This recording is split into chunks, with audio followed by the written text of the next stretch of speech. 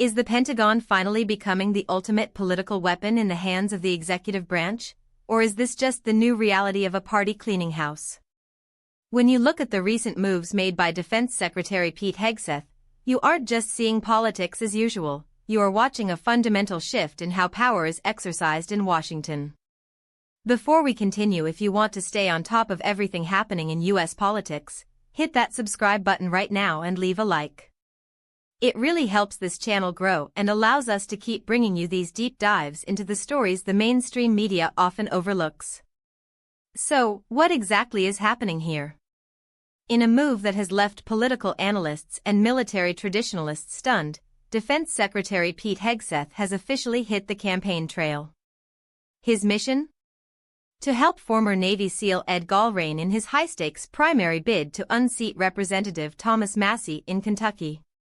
Now, for those who don't follow the ins and outs of DC protocol, let's be very clear, this is highly unusual. Historically, the head of the Pentagon remains, if not strictly neutral, at least publicly detached from partisan primary skirmishes. The Department of Defense has long prided itself on being an institution that stands above the daily mudslinging of congressional elections. But that tradition has been tossed out the window. Hegseth appeared side by side with Gallrein at a rally this week, a signal that this isn't just a casual endorsement. This is active, boots-on-the-ground support. And it's not happening in a vacuum. Ed Gallrein is being backed by President Trump himself, who has made no secret of his frustration with certain elements of the GOP caucus. Thomas Massie, known for his fiercely independent streak and his history of bucking the party leadership, has found himself in the crosshairs of a very powerful political machine. When you analyze what this means for the broader political landscape, the implications are profound. First, it signals that loyalty to the executive branch and its vision for the future is becoming the primary litmus test for Republican candidates. If you are seen as an obstacle to the administration's goals, the administration is now more than willing to use the full weight of its cabinet officials to help ensure your exit from office. This is a massive shift in power dynamics. It effectively tells every member of Congress that no seat is safe and that the influence of the executive now reaches deep into local primary races. For Thomas Massie, this is a fight for his political life.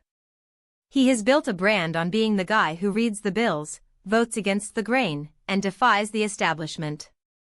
But in this race, he isn't just running against Ed Gallrein. He is running against the momentum of a defense secretary who is leveraging his new office to reshape the GOP in his own image. Hegseth's involvement lends an air of legitimacy and establishment power to Gallrein that a challenger typically wouldn't have.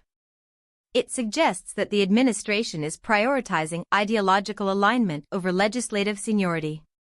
Who is most affected by this? It's the voters of Kentucky. They are being presented with a choice that is emblematic of a larger national struggle.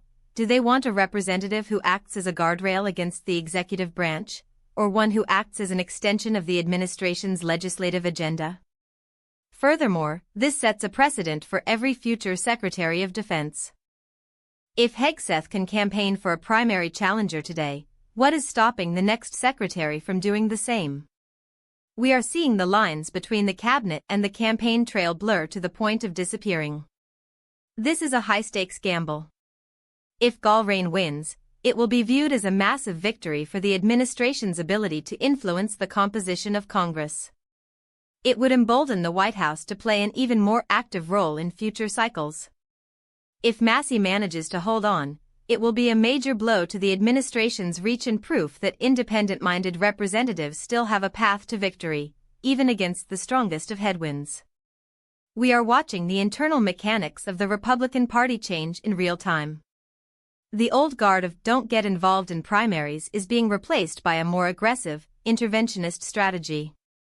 Hegseth's presence in Kentucky is the opening shot of what could be a very long and very intense primary season where the administration is determined to leave its mark. So, what do you think about this?